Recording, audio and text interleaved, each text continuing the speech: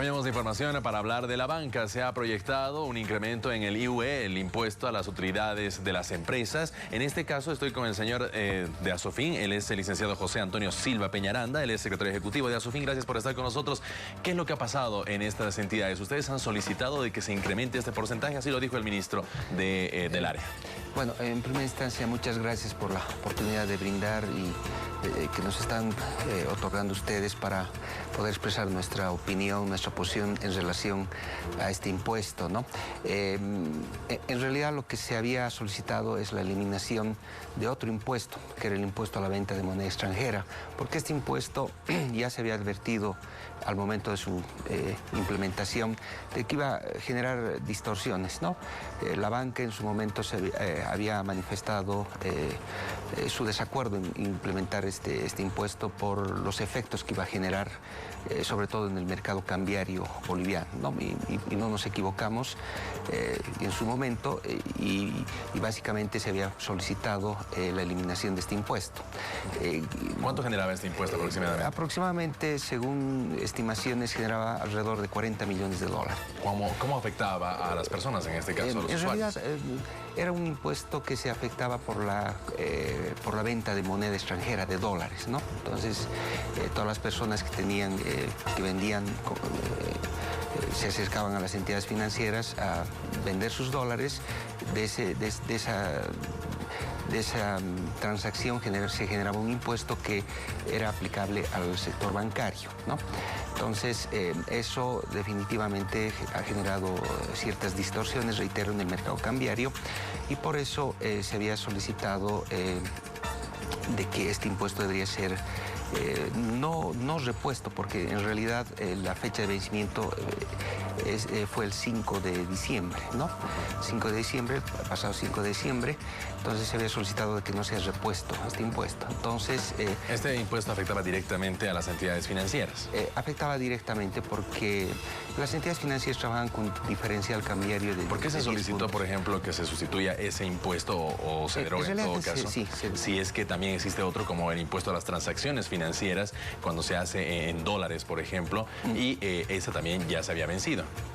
Pero ese se pagaba por parte de la gente. Sí, en este impuesto lo que habíamos advertido en su momento era de que desincentivaba a que las personas realicen operaciones en el sistema bancario, ¿no?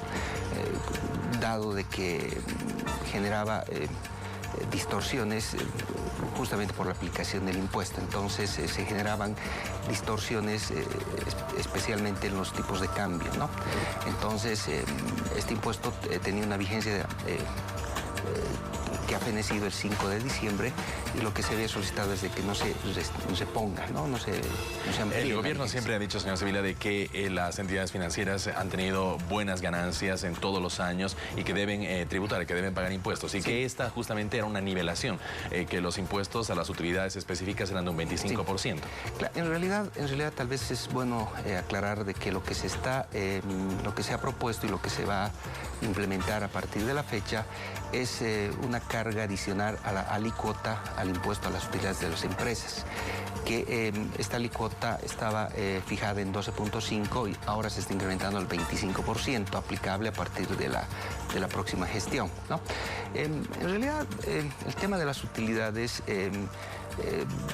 si bien las entidades bancarias hemos tenido utilidades, específicamente y hablo de mi sector, que es el sector de las entidades que están asociadas a Asofin, las utilidades reflejan los riesgos que asumimos, ¿no? Entonces, usted sabe que los riesgos son probabilidades de pérdida, ¿no? Entonces, la actividad propia, el mercado... ¿Los bancos tienen riesgo de pérdida? Claro, asumimos riesgos porque colocamos créditos, ¿no? Y específicamente las entidades que están asociadas a Asofin tienen una orientación crediticia hacia la micro y pequeña empresa fundamentalmente, sectores a los cuales no se les puede exigir, por ejemplo, garantías hipotecarias, ¿no? Nosotros damos créditos a sola firma, damos créditos con garantías personales, ¿no? Y justamente son esos riesgos los que asumimos, ¿no? Y además no hay que olvidar de que...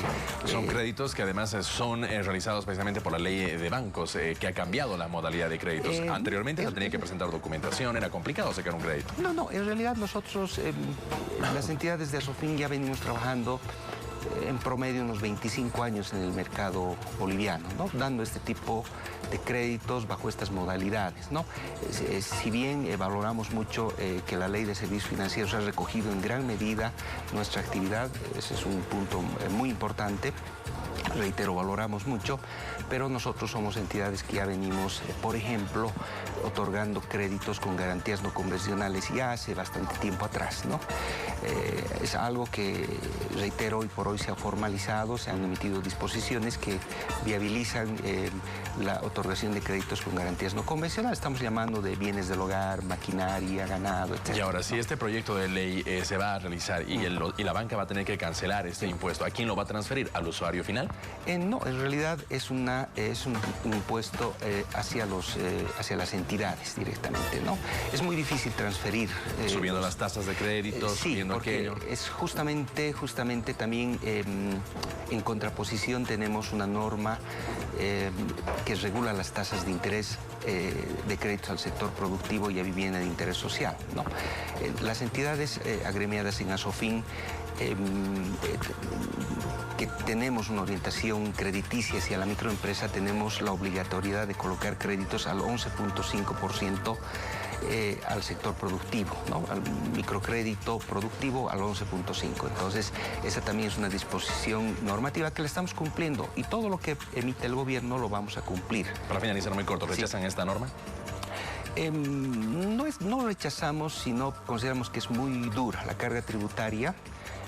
Que va a emerger, la presión que va a emerger sobre nuestras entidades se va a incrementar a cerca del 62%, ¿no? Entonces consideramos que es bastante duro el impacto que va a tener en nuestras entidades y fundamentalmente en nuestra actividad para el siguiente año, ¿no? Gracias por acompañarnos en la entrevista. Es el licenciado José Antonio Sibila Peñaranda, secretario ejecutivo de la Asofin.